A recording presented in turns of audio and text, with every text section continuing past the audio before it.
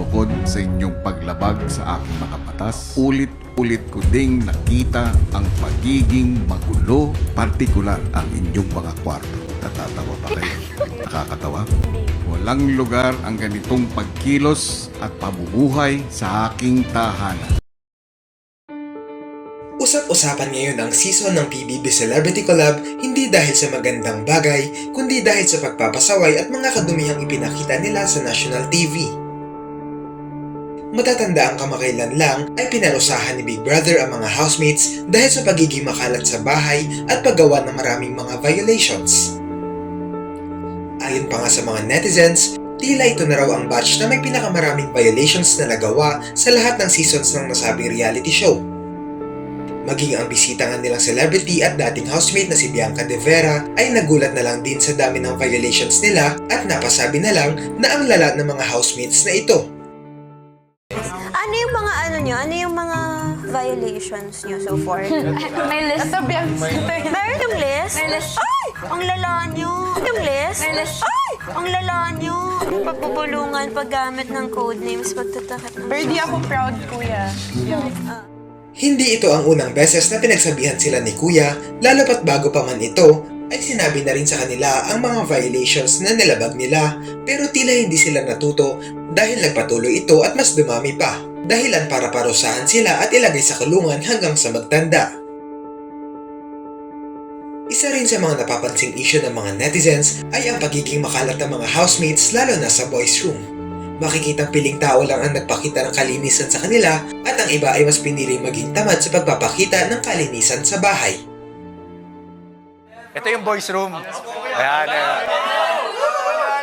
Uy! Ayos ah. Ayos ah. Linis na. Diba? Welcome to Jumanji. Welcome to Jumanji. Di, maayos naman. Maayos naman. Ay, ganito medyo siya. Oh, maayos naman. In-expect ko na mas ano pa eh, mas magulo pa pero okay yan. Yes! Yes! First time. Teka, kinakabahan ako. Baka mamaya sabihin ni Kuya, Ruro, tulungan mo sila maglinis ang bahay. Kuya, pasok na natin to sa... Ay, nakapaglinis. Dahil sa mga issue na ito, hindi napigilan ng mga netizens na magbigay ng komento na rin sa mga nangyari. Ayon sa iba, ito na raw ang worst season ng PBB at sana umano ay tapusin na agad ito. Napansin din ng publiko na tila hindi nila sineseryoso si Kuya, lalapat sa mga pagkakataon na nagsasalita siya ay tinatawanan pa siya ng ibang mga housemates. Ay ko. Katulad ng mga violations na paulit-ulit ninyong ginawa, paulit-ulit ko ding nakita ang pagiging magulo ng inyong mga kwarto at ng bahay ko.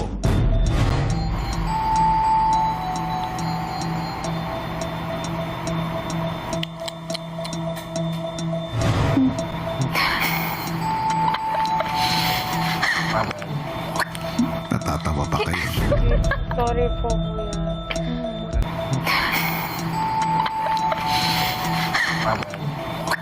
Natatawa pa kayo? Sorry po, kuya. Nakakatawa? Hindi po. Oh my God. Idagdag nyo pa nga dito ang kapabayaan ninyo sa pagkain. Mga pagkaing nabubulok at nasasayang. Aksaya. Hindi ko ito matatanggap, housemates, dito sa aking pamamahay.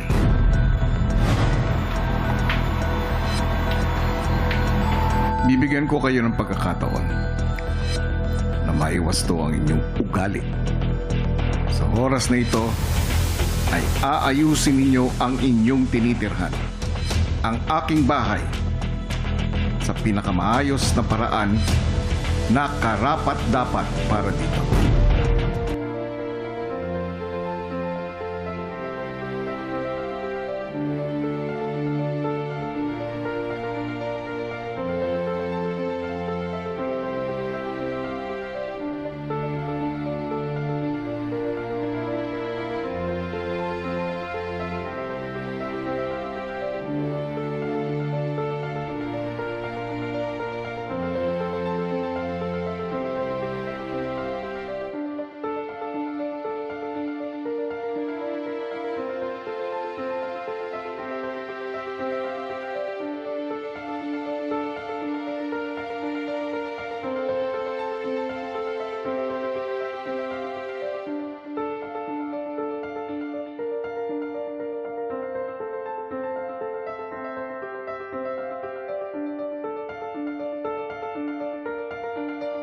Ano ang masasabi nyo rito?